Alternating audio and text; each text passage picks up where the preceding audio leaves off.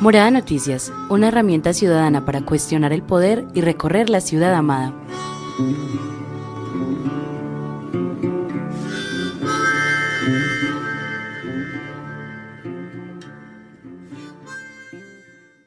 Muy buenas tardes, señoras y señores, chicas y chicos, oyentes de Morada Noticias. Bienvenidos a nuestra emisión del lunes 18 de mayo de 2020.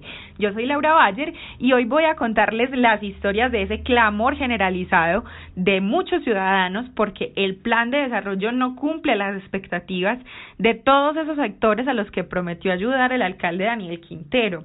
Empezamos con corregimientos. Desde San Antonio de Prado nos llegan voces insatisfechas con el plan de desarrollo, ciudadanos que afirman que no hay propuestas en juventud ni desarrollo rural y en seguridad alimentaria y acompañamiento a propuestas productivas no se cumplen precisamente lo que se pedía. Solamente habrá 311.153 millones para la cultura en Medellín y ese porcentaje equivale al 1.49% del porcentaje total del municipio. Y Daniel Quintero, nuestro alcalde, en su campaña había prometido un 4% para la cultura. Por su parte, el sector cultural dice que menos de 3 es poquito. No hay presupuesto tampoco para las víctimas, no es suficiente, dice María Alejandra Arenas, presidenta de la Red de Víctimas Sobrevivientes. Están absolutamente invisibilizados en el plan de desarrollo, dice ella. Además, por supuesto, de contarles a ustedes todas estas inconformidades, invitamos de nuevo al decano de Morada Noticias, Hernando Muñoz, para que nos ayude con el análisis de este plan de desarrollo. Lo tendremos hoy y mañana en nuestros micrófonos. Por otro lado, también les traemos noticias de Antioquia. 10 casos de COVID-19 en total en el proyecto Hidroituango y el diputado antioqueño Luis Peláez del Polo Democrático propone crear una empresa industrial en el departamento para la producción y comercialización de marihuana medicinal. Por su parte, Ana María Betancur Jaramillo, nuestra periodista cultural que reseña la historia de esta y otras pandemias, nos trae hoy una cápsula especial que nos habla de qué pasa con los menores en la ruralidad cuando no están estudiando. Y en nuestra segunda parte del programa tendremos una nueva reseña de entrevista de editores de ciudad. Como saben ustedes oyentes, los adolescentes que contribuyen a hacer este noticiero han venido entrevistando durante la cuarentena personalidades muy importantes de la ciudad. Y para este lunes, Leslie Serna, nuestra editora, nos trae a Víctor Gaviria. Un programa muy cinematográfico hoy porque, como siempre, al final de la emisión está nuestra voz titilante pero elocuente de la radio, Felipe Palacio, conversando con Juan Pablo Pineda sobre recomendados que ustedes pueden ver en sus casas del séptimo arte. Arrancamos entonces la semana con toda la energía noticiosa de las voces de los soñadores. Buenas tardes, Juan Pablo Pineda, ¿cómo estás? Démosle entonces candela y sabor informativo a estas inconformidades que hay con el plan de desarrollo. Empecemos con los corregimientos. Lau, buenas tardes, un saludo especial en este tercer lunes de mayo, quizá el 28º lunes de cuarentena. Yo la verdad es que ya no sé, perdí la cuenta de todo. Un saludo también especial para Yurani, para Juanjo, con un abrazo grande, los seguimos acompañando. Un abrazo también inmenso para mi amigo, que siempre es un placer poder saludarlo, para todo el equipo de casa también, que yo los quiero mucho, para todos los chicos y pues para todos los oyentes. Un saludo muy especial en este inicio de semana bacano. Y sí, nos toca empezar hablando de corregimientos y lamentablemente nos toca empezar hablando de disgustos por el plan de desarrollo. Durante las sesiones del Consejo en la que se habló de los corregimientos en el plan de desarrollo, hubo voces que indicaron que se están perdiendo los cultivos por falta de salida para el mercado. Según los campesinos, es necesario que el plan de desarrollo sea más incisivo en estrategias para garantizar la producción y las ayudas a la comercialización. Uno de los temas que más preocupa a las personas de los corregimientos es el abastecimiento alimentario, así como la seguridad alimentaria, pues manifestaron que las condiciones para la producción agrícola, así como para los campesinos, no es la mejor. Varios de los invitados a la sesión indicaron que, dado que se está perdiendo la vocación agrícola, se pone en riesgo a las comunidades. Es por eso que piden que el plan de desarrollo sea más preciso con medidas que ayuden a resolver esa problemática, medidas que van desde los componentes económicos hasta sociales y educativos. Esto dijo Daniel Sánchez, líder de San Antonio de Prado. Propuestas de desarrollo rural, normalmente, digamos, en zonas rurales con grandes precariedades, tienen que ver al apoyo de las iniciativas de proyectos productivos o al menos también un acceso de una renta universal a las familias rurales que no tienen capacidad de establecer los proyectos productivos. Entonces, se habla de un acompañamiento no solo técnico, sino también en un acompañamiento financiero y de apoyo financiero, pero que no siempre incluya los créditos, que una solución para acompañamiento a los proyectos productivos de estas comunidades no siempre fuera el mercado, sino también los subsidios, transferencias de dineros que no van a ser cobradas, sino créditos también que pueden tener algún criterio de condonación. Además de eso, el documento del Plan de Desarrollo dejó otras dudas e inconformidades, pues si bien Sánchez dice que sobre el papel se tuvo en cuenta las recomendaciones hechas en la construcción, el texto no abarca todas las necesidades y se queda corto. Sánchez también nos dijo que se evidencia una ausencia total de las propuestas de la comunidad, sobre todo en temas como juventud y desarrollo rural, pues las propuestas realizadas como seguridad alimentaria, financiación y acompañamiento para desarrollar propuestas productivas o fortalecer nuevos sectores de la economía no cumplen las expectativas. De forma protocolaria sí se nos ha tenido en cuenta y se nos dice, y aún después de haber presentado el plan, se dice que se tuvo en cuenta la voz de los corregimientos, lo que proponía la gente de los corregimientos, pero cuando vamos a analizar el plan de desarrollo, lo leemos el documento, todo el componente tanto específico que es para corregimientos como en las otras líneas estratégicas del plan, pues hay una ausencia total de las problemáticas y necesidades que la gente, por ejemplo, de los corregimientos vienen planteando. Igualmente nos dijo que para su corregimiento es urgente la construcción de un metrocable para aliviar los problemas de movilidad de los habitantes, asunto que está contemplado para dejar en el plan maestro de Medellín, pero que no aparece en el plan de desarrollo. Sobre esto también habló el exconcejal Carlos Mario Uribe, quien recordó la urgente necesidad de resolverlo. Durante la sesión en el Consejo se habló de las necesidades en educación, con planes académicos específicos vinculados a la ruralidad y la agricultura, y el acompañamiento y apoyo a la mujer rural de la ciudad. Un tema que tuvo resonancia fue la urgencia de aplicar el Distrito Rural Especial que está contemplado en el POT de 2014, que tiene como objetivo la planeación de la ciudad con un enfoque especial en el campo y sus dinámicas particulares. En resumen, se considera que el plan de desarrollo es muy limitado, incluso en las metas que lo proyectaron, y, como nos dijo Daniel Sánchez, la ruralidad y la protección de la agricultura y la economía campesina quedan en el mero discurso. Además de la falta de indicadores en muchos temas, hay que decir que el documento, en el componente que habla directamente de corregimientos, en la línea de ecociudad, tiene solo 2 programas.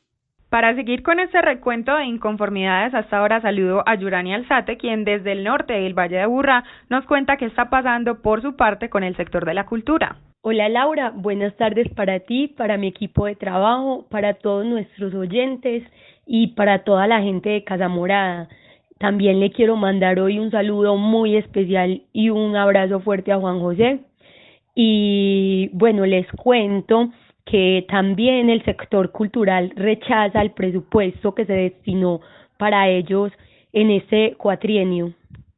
311.153 millones serán destinados a la cultura de Medellín según el plan de desarrollo. Esta cifra generó molestia en la comunidad porque la inversión en este campo venía creciendo durante los últimos años. Es pertinente recordar que el alcalde Daniel Quintero durante su campaña del año pasado dijo que el presupuesto de cultura iba a ser de un 4% del presupuesto global de su gobierno, pero en el presupuesto presentado solo destinó el 1,49%. Oswaldo León Gómez, gerente de la cooperativa financiera Confiar, expresó la importancia de darle más recursos no solo a la cultura, sino también a las mujeres, a juventud y a medio ambiente. Si bien es cierto, hay un esfuerzo muy grande en el presente presupuesto con referencia al cuatrenio del plan de desarrollo en materia de educación. Insistí que muchas veces el problema no son los recursos, sino también cuál es el carácter con que vamos a aplicar esos recursos y si vamos a lograr finalmente en la ciudad la implementación no solamente de una concepción del Valle del Software, sino del Valle de la Cultura, del Valle del Bienestar, del Valle de que el mundo y la ciudad sean otra cosa, y por eso reclamé también la importancia en esa perspectiva de darle mucho más recursos no solamente a la cultura, sino a temas también muy importantes como el de mujeres, juventud, medio ambiente, un tema supremamente también importante.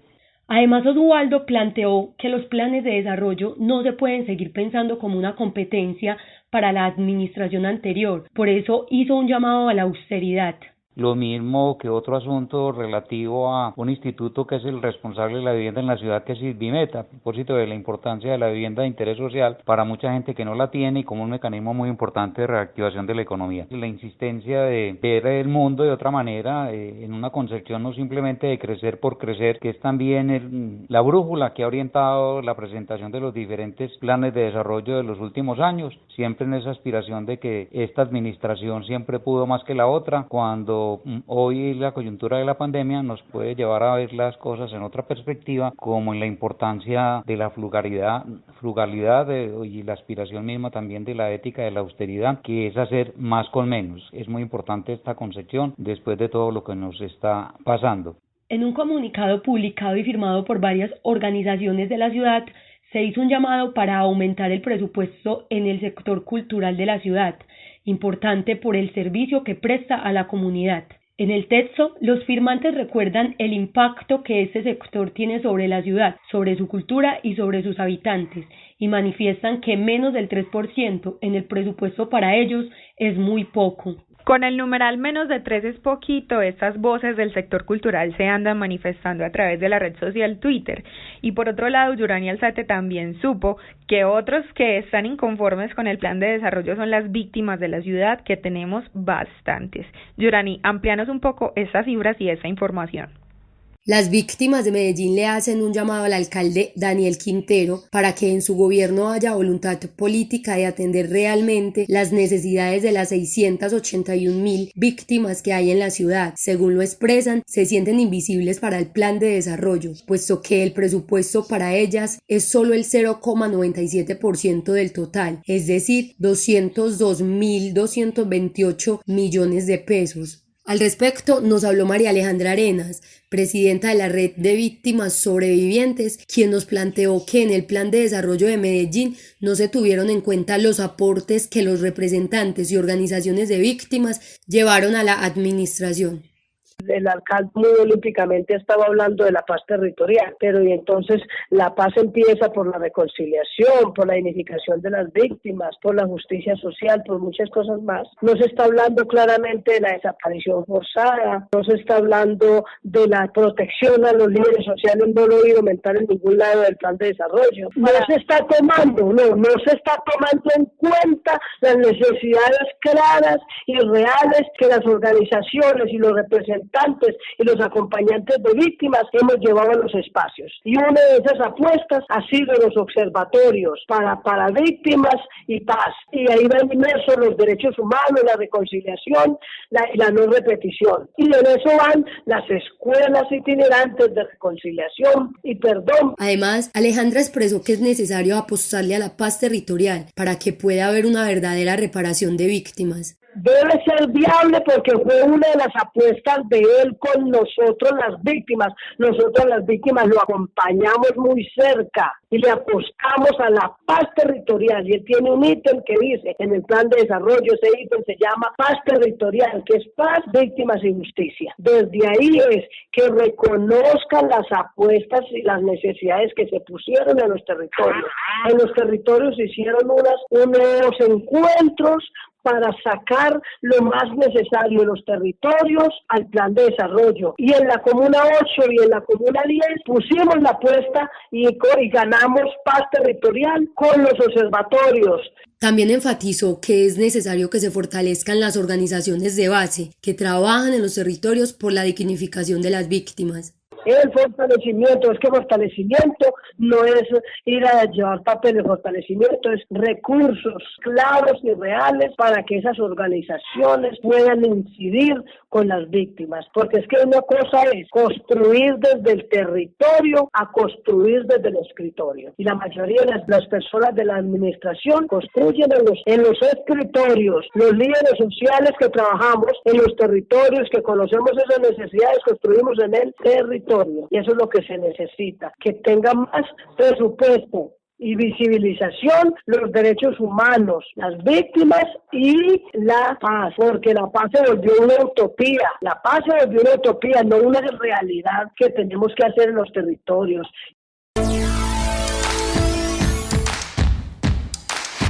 Morada Noticias quiere destapar las cartas que la alcaldía tiene boca abajo.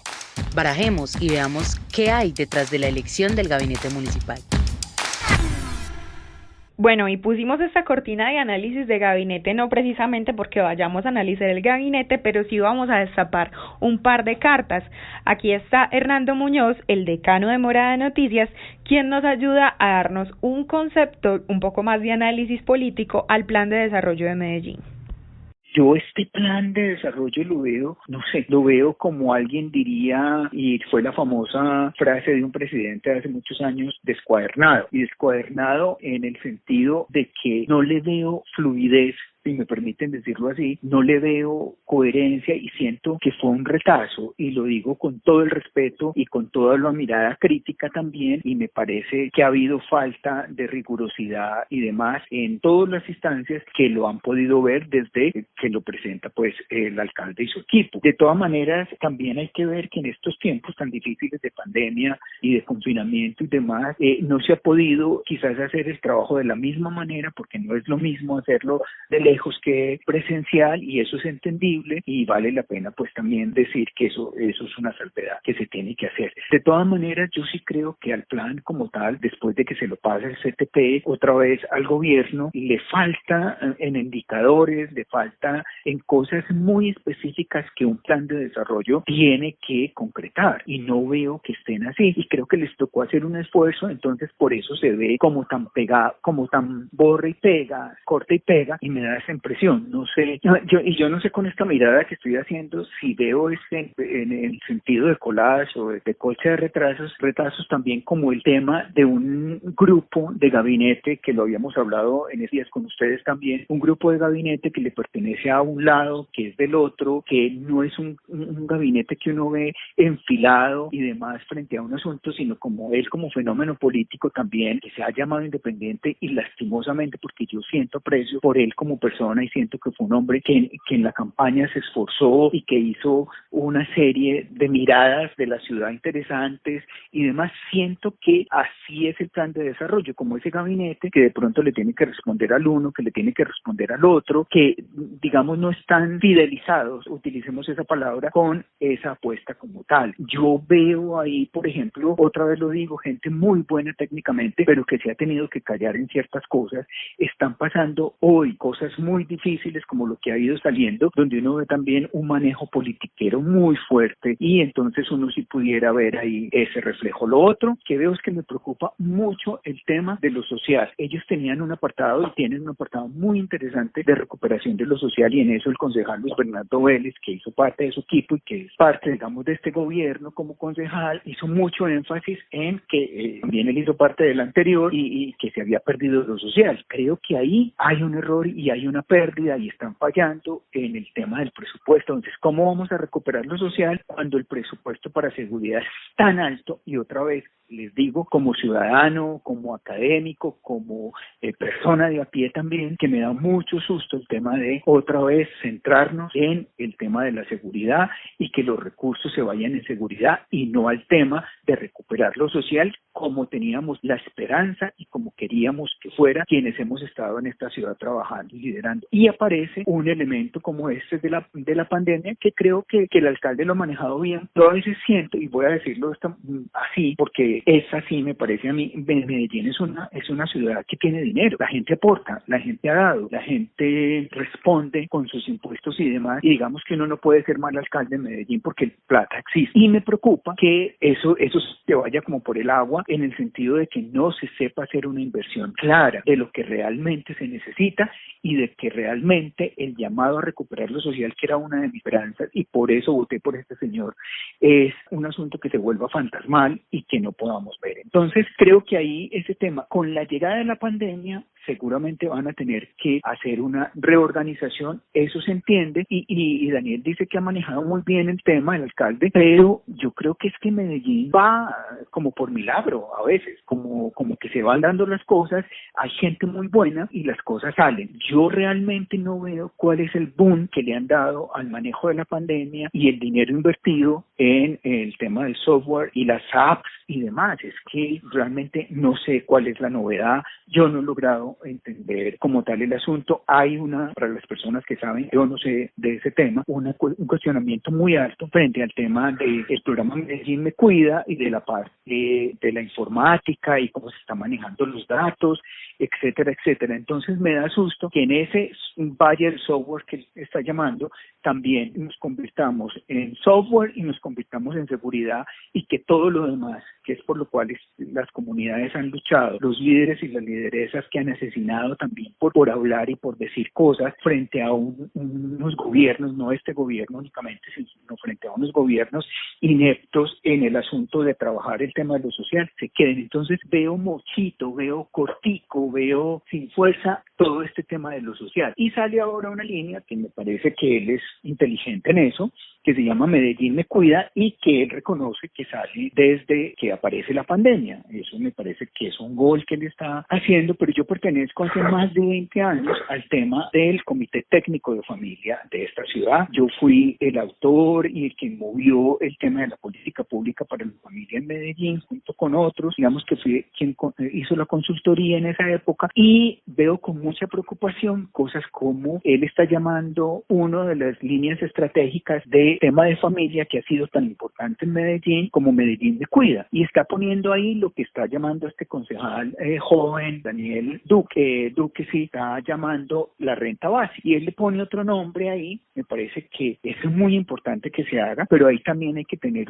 mucho cuidado y un cierto cuidado en que no sea solo una renta básica, sino que volvamos al principio que tuvo alguna vez Medellín Solidaria, que era, claro que hay que hacer asistencia, claro que hay que hacerlo en determinados momentos y con determinados grupos poblacionales, pero por favor, que no sea una renta básica como se está presentando, que es una canasta de derechos y que así aparece en el plan de desarrollo, y que no sea un tema donde vamos a decir, vamos a apoyar, vamos a pescar y le vamos a enseñar a pescar a esta persona, le vamos a dar el pescado, pero también vamos a enseñarles a pescar. Me da un poquito de susto porque hay dinero y se puede hacer. Entonces, ese tipo de cosas asustan. Me preocupa otra cosa y me devuelvo un poco al tema del gabinete. Ayer me enteré en esta reunión, sorpresa, de este comité, que aparece una nueva directora técnica del programa de familia, cuando nos habían presentado a otra persona, cuando otra persona había empezado precisamente a hacer el tema. Yo no digo que la gente no pueda cambiar, pero ha habido cambios muy intempestivos que por todo esto que está pasando ni siquiera nos hemos, y yo pregunté ayer a la persona que llega, que no recuerdo el nombre muy bien quién es, pero eso era una contratista, entiendo yo, de la Secretaría de Integración, una abogada con una especialización en comercial y en otra cosa, ha sido tan importante para la academia, y un tema que ha sido tan importante en la ciudad, y una política pública que se ha puesto ahí para hacerla, venga a manejar una persona que quizás, y lo digo quizás, y lo pongo en borrador porque no la conozco o no recuerdo haberla visto, si la he visto, pero no conozco su hoja de vida ni nada. Y cuando ella se presentó en nuestra reunión virtual, y cuando pregunté por qué había sido el cambio, que nos contaran, ella no supo decir, y claro, prudentemente, seguro no puede hacerlo, dijo que en su momento la secretaria lo diría. Yo sí estoy esperando eso.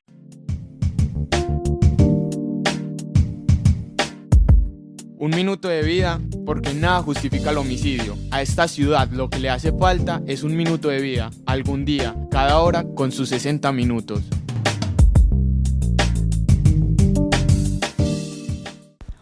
Nos enteramos que este viernes 15 de mayo de 2020 falleció Luis Carlos Correa, un hombre de 41 años que había sido atacado con varias heridas ocasionadas por un arma de fuego en la comuna 13 San Javier, en el barrio 20 de Julio, el pasado martes 12 de mayo. Asimismo, el sábado 16 de mayo de 2020 no se presentaron homicidios en Medellín, pero el domingo 17 de mayo de 2020 3 personas murieron asesinadas. Alexson Adalberto Torres Campero, un joven de 19 años, en la comuna 6, 12 de octubre, en el barrio 12 de octubre número 2. Además, en el corregimiento de San Cristóbal, la comuna 60, en la vereda El Picacho, asesinaron a Diego Alejandro Oliveros Alcaraz, un hombre entre 30 y 35 años, calculan las autoridades su edad. Además, en la comuna 5, Castilla, en el barrio Tejelo, asesinaron a un adulto mayor de 63 años, Darío Antonio Góez, que al parecer perdió su vida en un intento de hurto. Con él son 137 personas, 137 seres amados que nos harán falta y que la violencia homicida nos ha arrebatado en lo que va del año 2020. Uno de ellos, por supuesto, siempre lo recordamos en esta sección, Miguel Ángel Marín Arango, nuestro Miguel, nuestra rata, nuestro adolescente asesinado que nos hace falta cada día en Casa Morada. Por Miguel y por las otras 136 personas asesinadas en lo que va del 2020 en Medellín, dedicamos un minuto de vida.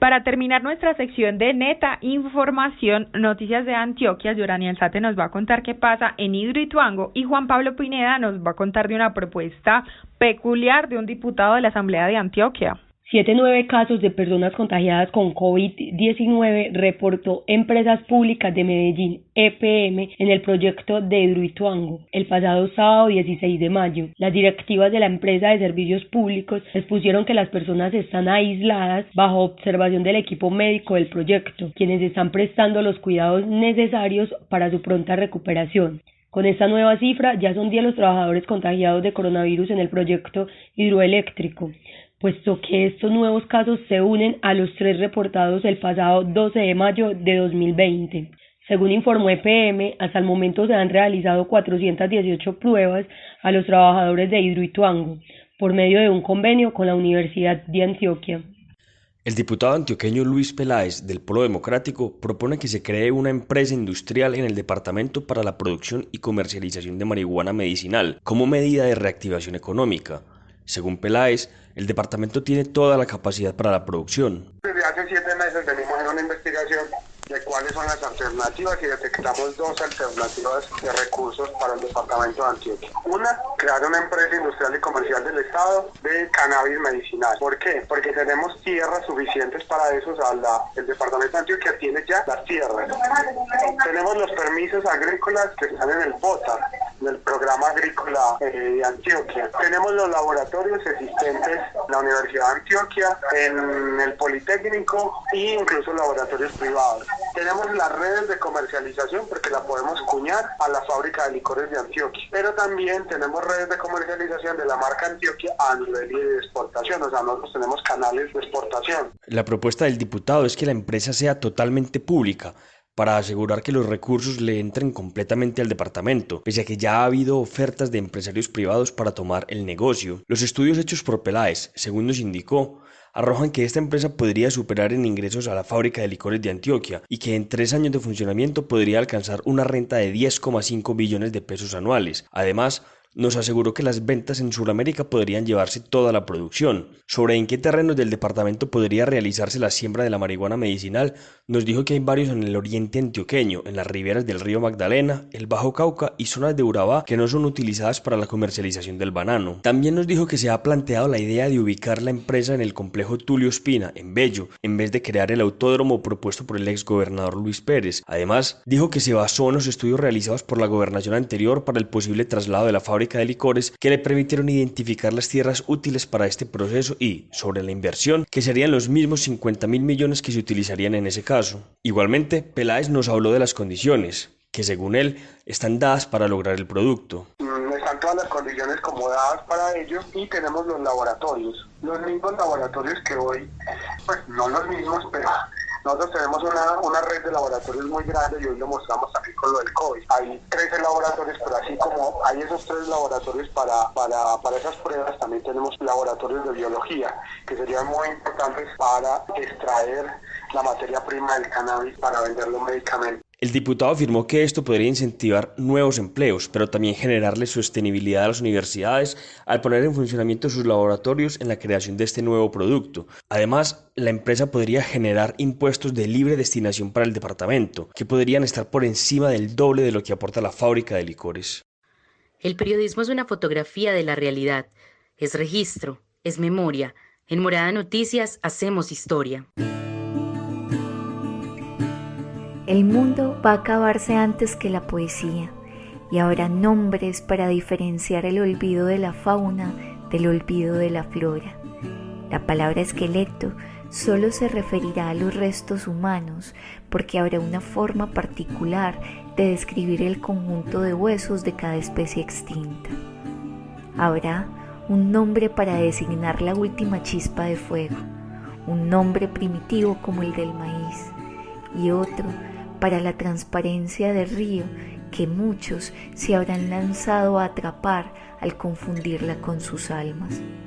Las crías nacidas ese día no se tendrán en cuenta, pero la palabra parto sustituirá la palabra ironía que ya habrá sustituido la palabra tristeza, y habrá un léxico de dioses, porque se dirán de tantas formas que llenarán un libro entero, que es lo que quedará del amor, de la literatura. El mundo va a acabarse antes que la poesía, y la poesía continuará afirmando su devoción a lo perdido. Este poema que acabamos de escuchar es de la escritora, traductora y poeta bogotana Tania Ganinsky, nacida en 1986. Y si bien habla de la poesía como bien supremo, también hace referencia clara a ese fin del mundo. Y no, todavía no estamos ante el fin del mundo. Tal vez para unos sí estemos muy cerca, pero para otros ni siquiera eso es lo fundamental, cuando la extinción es de otro tipo, cuando la violencia se ha apoderado de los más vulnerables y aún en tiempos de enfermedad, a esas almas oscuras no se les escapa arrebatar la paz. En los 5 meses que van del 2020, 128 niños y niñas y adolescentes han sido reclutados o vinculados a grupos armados. Este fue el balance hecho hasta el 13 de mayo por la Coalición contra la Vinculación de Niños, Niñas y Jóvenes al Conflicto Armado en Colombia. Estos grupos armados han aprovechado que los niños y las niñas, en su mayoría de zonas rurales, no tienen cómo recibir una educación virtual y les hacen promesas falsas para poder sobrellevar estas épocas. Las cifras de reclutamiento forzado aumentaron en un 113% con respecto a 2019, se señaló en este informe. Y no es para nadie un secreto que la educación se ha visto fuertemente afectada. Se ve muy lejano desarrollar las actividades académicas en todos los niveles en eso que llamamos normalidad.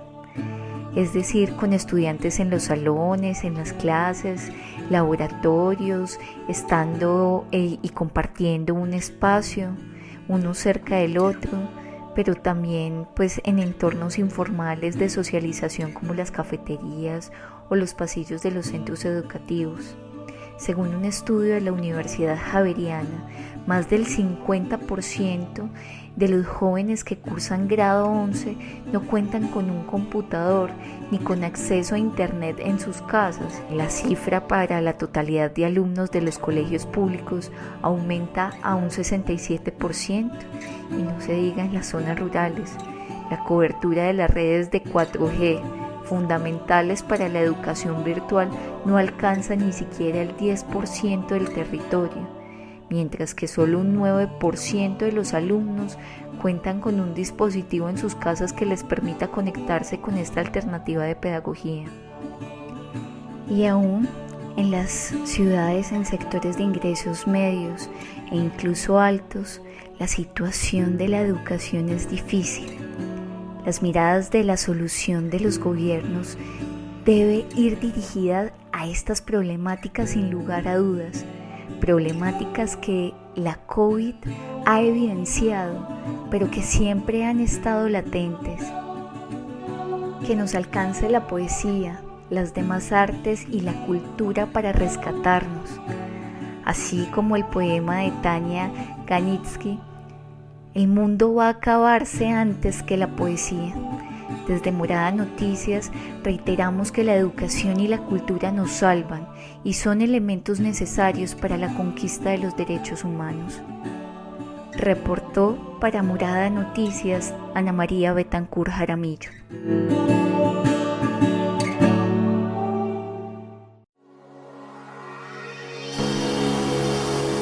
Morada Noticias es una producción del colectivo Morada, Casa de las Estrategias, Latina Estéreo y Universo Centro. Este proyecto es parcialmente financiado por la Inter-American Foundation y la Fundación Confiar. Pero podemos crecer más. Envía tus historias al WhatsApp 350-666-8436.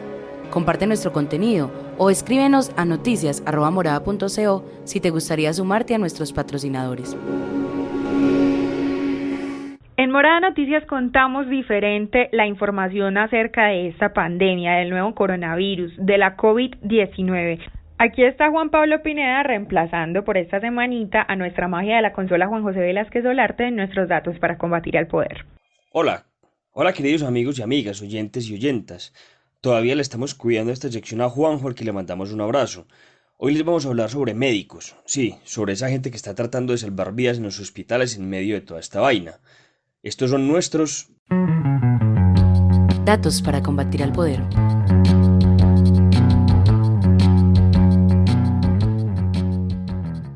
El pasado sábado, el Instituto Nacional de Salud publicó el último boletín sobre las infecciones en el personal médico del país. Las cifras dicen que el 5,3% de los casos de COVID-19 en Colombia son los profesionales de la salud. El total de personas de este gremio contagiadas, según el informe del INS, son 760 profesionales, aunque se han recuperado ya también 375. Los más afectados son los auxiliares de enfermería, con 225 casos, o sea, el 33,2%. Siguen los médicos, con 132 casos, un 21,7%, y luego las enfermeras y los enfermeros, con 92 casos para un 13,8%. El INS indica que 557 profesionales se han contagiado prestando sus servicios en los centros médicos. Eso es preocupante. Pero comparemos esta vaina con la gente que le cabe un bus, por ejemplo, para que nos hagamos un estimado. Digamos que un bus estándar le pueden caber, sin apretarnos como si fuéramos unas sardinas en una lata, unas 35 personas. Digamos entonces que podríamos llenar 6 buses con el personal de auxiliares de enfermería, unos 4 buses con los médicos y unos 3 con los enfermeros y las enfermeras. Sobre las ciudades más afectadas, hay que decir que Bogotá tiene 285 casos, Risaralda 102, Antioquia 84, Cali 61 y Santa Marta 46. Pero también hay departamentos sin casos: Bichada, Guainía, Guaviare, Vaupés y Putumayo. A hoy, 375 contagiados están en sus casas, 375 ya están recuperados y lamentablemente han muerto 12 profesionales en el país. Hay 9 de ellos internados en hospitales. Desde Morada Noticias recordamos la necesidad de proteger a los trabajadores del personal salud. Si bien el gobierno ya reglamentó que las ARL están obligadas a entregarles material de seguridad, También hemos sabido de casos de material incompleto o en mal estado. A eso hay que ponerle mucho cuidado.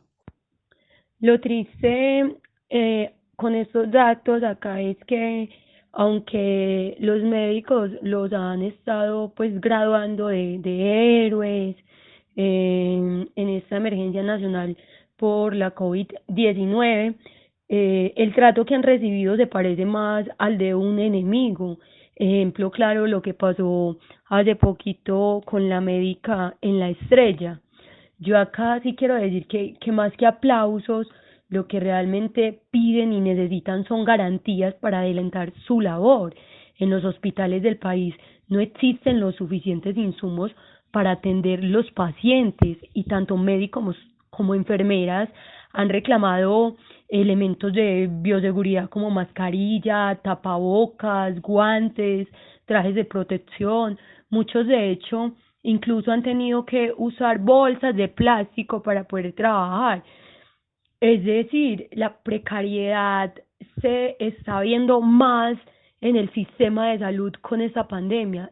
Sabemos que es algo que ya estaba, que ya tenía, era un problema que ya había en los hospitales, pero con esa pandemia se está dejando pues ver todo lo que realmente pasa con el sector salud. Ya llevamos 2 meses con esta crisis y la situación que vive este sector sigue siendo denigrante. Y lo complicado acá, Yuri, es que realmente ¿quién presiona a las ARL para que cumplan con la seguridad de los trabajadores? Parece que las superintendencias no son suficientes, incluso con las EPS, ahora van a hacerlo con estas aseguradoras de riesgos laborales. Ahí a veces yo respiro y digo, juepucha, this is Colombia, pero la argumentación que yo les doy a ustedes oyentes para terminar esta sección de datos para combatir al poder es que voten bien. Finalmente nuestro sistema de salud y seguridad social está tan atrasado y tan insuficiente por las decisiones que tomamos de gobernantes que elegimos.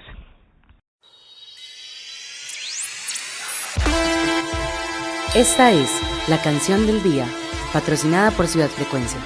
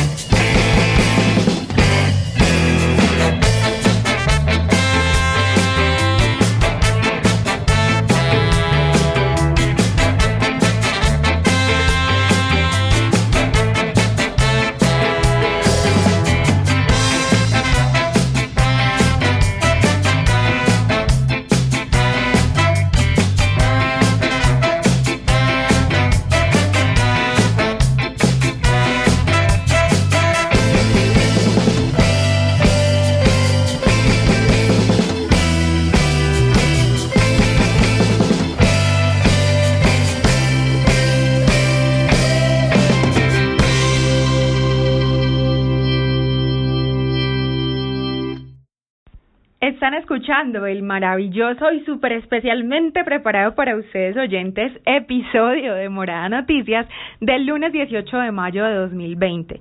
En una emisión como la de hoy, además de que nos acompañó P.E.G. and the Rejected con su canción de ska Propaganda, pues les contamos las historias de que hay un montón de gente inconforme con el plan de desarrollo de la ciudad presentado ante el Consejo de Medellín la semana pasada. Los corregimientos dicen que no tienen propuestas en temas de juventud y desarrollo rural, que en seguridad alimentaria se quedan cortos. Además, el sector cultural pide al menos el 3% del presupuesto global de la alcaldía y solo el alcalde Daniel Quintero les dio el 1.49%. Tampoco hay suficiente presupuesto para las víctimas, dice María Alejandra Arenas, la presidenta de la Red de Víctimas Sobrevivientes. Dicen que están invisibilizadas y por eso también invitamos al decano de Morada Noticias, Hernando Muñoz, para ayudarnos a desglosar este plan de desarrollo. También ustedes pudieron disfrutar del panorama informativo en Antioquia con una propuesta inusual de crear una empresa del Estado en el departamento de Antioquia de cultivo de marihuana medicinal. Y asimismo escuchábamos la cápsula de Ana María Betancourt, que reseña lo que estamos viviendo en este momento histórico, también con el arte y lo que han sido las pandemias a nivel mundial a lo largo de la historia de la humanidad. En nuestros datos para combatir el poder hablábamos de ese personal de la salud que en ese momento se encuentra contagiado por la COVID-19 en Colombia. Y de nuevo les recuerdo que todas estas historias quedan disponibles en nuestro podcast en mixcloud.com/moradastereo, y además también colgamos este podcast con algunas foticos en nuestro canal de YouTube Morada Estéreo y en la página de Facebook de Morada Colectivo. Como ustedes oyentes han podido evidenciar, todos los lunes les traemos una reseña de una entrevista que hicieron los editores de Ciudad la semana anterior a un personaje importante de la ciudad. Aquí está Leslie Serna, nuestra editora de Ciudad, con una reseña a Víctor Gaviria, el cineasta paisa. La entrevista completa la pueden escuchar de nuevo en mixcloud.com/moradastereo y además se las dejamos en nuestro Twitter @moradanoticias. En nuestra clase de Gaminear, el pasado jueves 7 de mayo, con los editores de Ciudad, tuvimos un nuevo invitado. En esta oportunidad compartimos este espacio con el director de cine, guionista y escritor Víctor Gaviria, reconocido por haber dirigido películas como La vendedora de rosas, Sumas y restas y Rodrigo D. Es reconocido además por trabajar con actores naturales. A continuación nos va a explicar mejor su experiencia. Lo que en cierto sentido caracteriza ese trabajo mío, porque yo por ejemplo, no trabajé con actores de teatro, no quise, no llamé a nadie de televisión de Bogotá, no tenía tampoco los recursos, porque era gente que ganaba plata por allá, no tenía tampoco producción para traerlos a Medellín. Entonces empecé ese camino del actor natural y, como les digo, empecé con unos niños de colegio y hasta que fui buscando la manera, hermano, y digámoslo, la teoría mía del actor natural es muy sencilla y es realmente una cosa obvia, sino que hay que creer en eso y hay que convertir esa obviedad pues en un método, ¿cierto? Lo que llama la atención de estas películas, como les digo, son esos actores. Unos actores que están allí mostrando una cosa de sus vidas, porque antes de ser actores ellos han sido de alguna manera testimoniantes míos, han sido narradores, digamos, de alguna manera. O sea, cuando yo conozco a Ramiro Meneses, cuando conozco al Zarco en La vendedora de rosas, o a Lady Tavares, lo primero que son ellos para mí son unas personas que me narran una cosa que yo no conozco.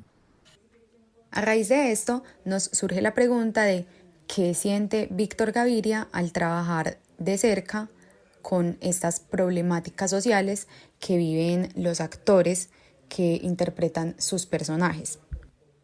Nos dio miedo, obviamente, nos dio, porque además eran muchachos que nos decían que estaban al borde de la muerte y que el no futuro era una cosa pues para ellos, y la verdad era así, pues empezamos a vivir unas cosas muy angustiosas y que no sabíamos cómo reaccionar ante ellas, y unas cosas brutales, además muy tristes, porque muchos de esos muchachos que eran muy amigos nuestros, de pronto en un robo los mataban, o de pronto en un robo los cogía alguna bandola, digámoslo, de una esquina y los mataban a pata, los linchaban. Bueno, unas cosas tremendas que están en Rodrigo de No Futuro. Luego de contarnos entonces su faceta como director y manifestarnos un poco cómo ha sido su experiencia en el cine, nos enseña además su faceta de poeta y escritor, explicando también la influencia que tuvo la poesía en sus películas. Yo tengo como una faceta de poeta en donde hablo de mis cosas, de mi familia, porque yo, digamos, empecé a escribir poesía y hice parte de un grupo, de una revista que se llamaba Cuarimántima, una revista de profesores de la Universidad de Antioquia, de poetas que eran profesores. Cuando yo entré a estudiar en la de Antioquia, en el año 73, que tenía 18 años, conocí a Elkin Restrepo, a José Manuel Arango, estaba también en esa época Carlos Castro Saavedra, unos poetas muy, muy interesantes. Entonces yo caí ahí, entonces ahí fue cuando yo conocí a un poeta en la revista. Nosotros nos reuníamos en la casa de un amigo, Miguel Escobar. Entonces siempre llegaba un amigo de nosotros que se prendía un bareto y que se llamaba Eli Ramírez y que era un muchacho de barrio que dio a conocer un libro primero que se llamaba La ausencia del descanso. Qué poemas tan extraños, te llegaban de entendías una forma de vivir, una experiencia de vivir. Y entonces ese poeta fue muy importante para nosotros allí. Yo, como les digo, yo estaba muy jovencillo, tenía 18, 19 años, y entonces estaba con unos poetas, los berracos, unos poetas, y él a todos nos sorprendió porque publicó un libro ahí en la editorial de la revista que se llamaba En la parte alta abajo. El título muy extraño, En la parte alta abajo. En la parte alta abajo era para él Castilla. Él era de Liconia, él era de Sevilla. Sevilla, pues, aquí en Antioquia, cerca de Liconia. Le había matado el papá en la violencia, el abuelo, al tío, y se habían ido a vivir, pues, en unos tugurios en Belén Rincón, y de ahí habían comprado una casita en Castilla. Entonces, esa experiencia de esos barrios, de cómo se crearon esos barrios, que esa experiencia yo traté también de recogerla en La mujer del animal. Esa experiencia de toda esa Medellín autoconstruida por la gente disputándose un lotecito, comprándolos por cualquier cosa para comenzar a hacer una casita, bueno, y todo lo que es la historia de las comunas. Y Eli Ramírez, este poeta, nos contaba en ese libro, el libro también busquen los poemas de él también, que se llama En la parte alta abajo, y ese fue el primer contacto mío, digámoslo, como poeta con ese mundo de las comunas. A Víctor Gaviria se le ha juzgado durante muchos años por trabajar con actores naturales, pues algunas personas opinan que este trabajo que realiza con estos jóvenes no les ayuda ni les permite transformar sus vidas. Es así como a nosotros nos surge también esta pregunta de cuál es el compromiso social que tiene Víctor Gaviria con los actores naturales, y para ello él nos contesta explicándonos dos maneras de ayudar. Uno, digamos, en la vida puede tener dos reacciones o dos respuestas, digámoslo, a lo que la vida te pide.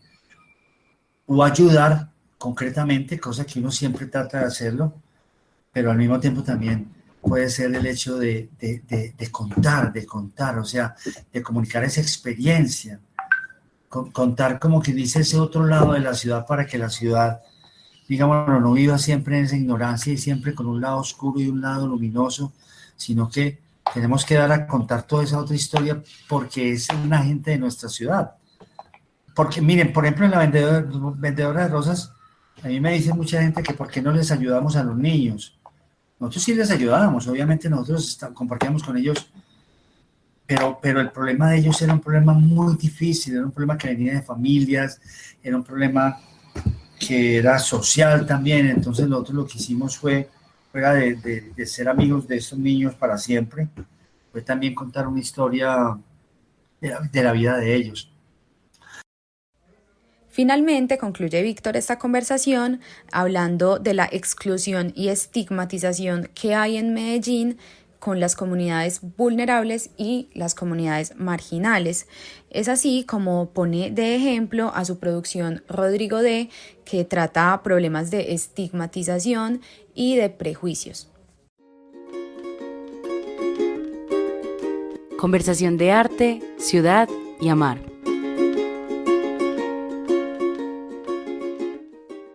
Nuestra conversación de arte, ciudad y amar de los lunes siempre es sobre el séptimo arte, sobre cine. Aquí está nuestra voz titilante pero elocuente de la radio, Felipe Palacio, conversando con Juan Pablo Pineda.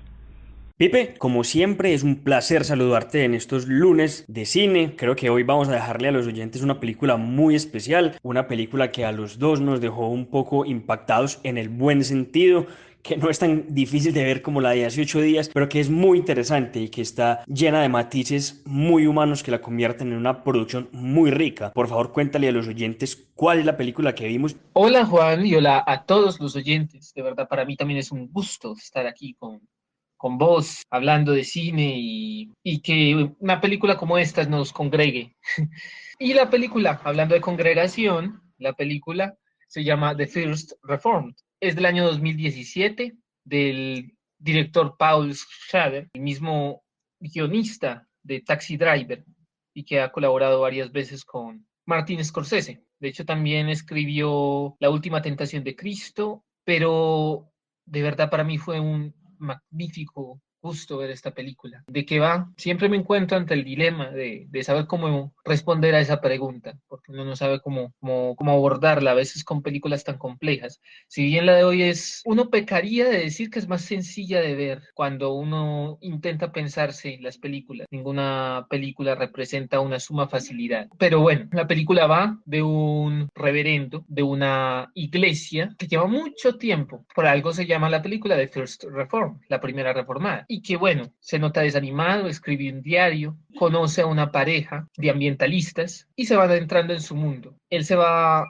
cautivando por el mundo de estos ambientalistas y todo un montón de cosas sale a la luz. La película da a pensar un montón de cosas, da a pensar la corrupción de la iglesia protestante. ¿Podéis creer esa vaina? La iglesia protestante que nació de la corrupción de la iglesia católica, Jesús y la Santísima, los intereses privados en, digamos, las instituciones cristianas y la labor de, por ejemplo, un cristiano ético. Y la verdad, la película no cae en ninguna consejería religiosa ni nada. La película es muy intensa moralmente y tiene una profundidad y unas magnitudes tremendas. Yo la disfruté mucho y como hablamos pues extra micrófono, sé que también tú la disfrutaste mucho y bueno, te doy la razón, no es una película fácil de ver en el sentido textual de la palabra, de que no es simplemente mirarla y querer entenderla, no, hay que hacerle una lectura a través de las capas, que es lo bonito. Creo que Schrader es un genio en el sentido de la construcción de los personajes que llevan la narración. Claramente acá es el reverendo el que lleva la narración,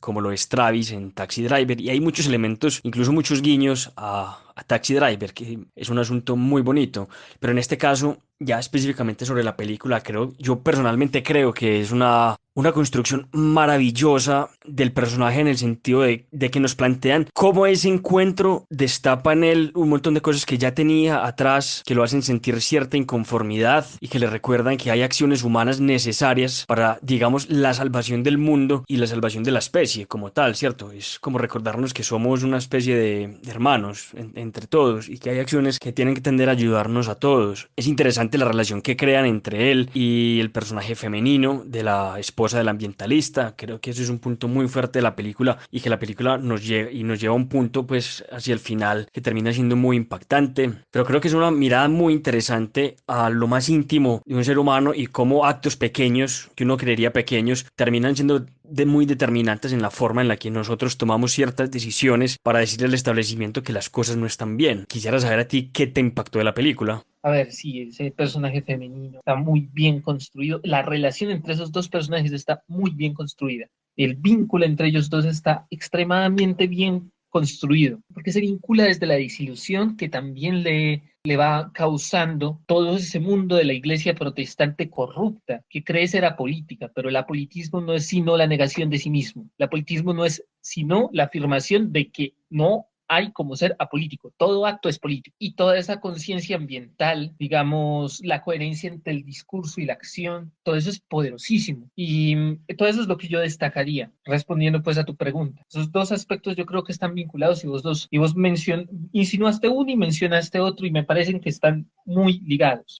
¿Qué es lo que vos destacarías de la película? Que sin duda es un logro de crítica política muy interesante. A ver, claramente es una película con unos tintes panfletarios muy notorios, como lo mencionabas, respecto a la política, respecto a la corrupción, respecto a las relaciones malsanas de las instituciones de poder, en este caso poderes económicos y la iglesia, pero uno podría extrapolar eso a todo. Pero también un asunto de crítica al medio ambiente y al negacionismo ambiental. Sí, repito, es panfletario, pero está muy bien logrado. O sea, no sentís nunca que es una película estilo documental que te está diciendo: mira, es que esto es malo, ellos son malos, hay que tener cuidado con los malos y hay que perseguir a los malos en el sentido social. Creo que la gran construcción de la película es permitir mostrar y lograr mostrar muy bien cómo esas cosas influyen en la psique de una persona, en la psique de alguien que incluso perdió un hijo por esos discursos de poder que muchas veces son o negacionistas o están construidos sobre mentiras. Eso me parece absolutamente fantástico porque nos recuerda que hay una humanidad profunda y que hay pequeñas cosas que pueden hacer clic de inmediato y convertirnos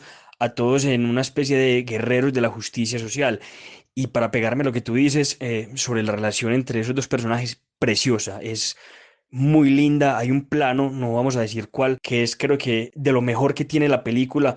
Es muy bello porque nos está hablando de conexiones humanas y también pues cómo termina la película, que ya ahí sí los espectadores tendrán que verse la película para ver cómo termina la película, que es supremamente interesante. Pero creo que la construcción que hace de ese personaje respecto a cómo le influye todo lo que ya mencioné es muy bien lograda. Pipe, te agradezco por estar con nosotros y quisiera que le dejaras a nuestros oyentes una última apreciación. Sí, bueno, ya para cerrar, la película creo que muestra, y esto se deriva de lo que dices, esa ligadura que hay necesariamente entre lo personal y lo político, como por ejemplo un funeral puede convertirse en un acto político o una plegaria puede convertirse en un acto político o un cántico de un coro puede convertirse en un asunto político, sea en el lugar en donde sea. Y yo estoy insinuando ahí un punto de la película que me parece neurálgico, que de ahí en adelante la película toma el matiz de transformación del personaje principal y que realza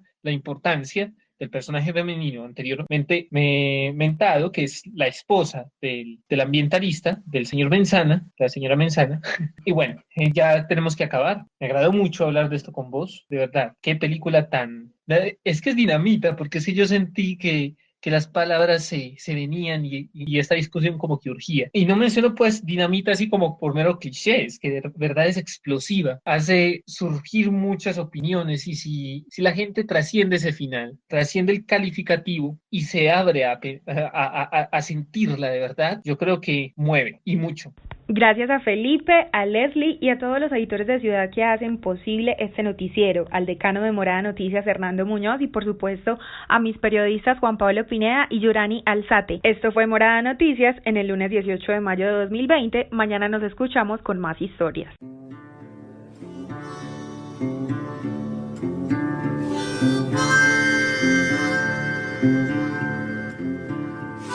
Morada Noticias, una herramienta ciudadana para cuestionar el poder y recorrer la ciudad amada.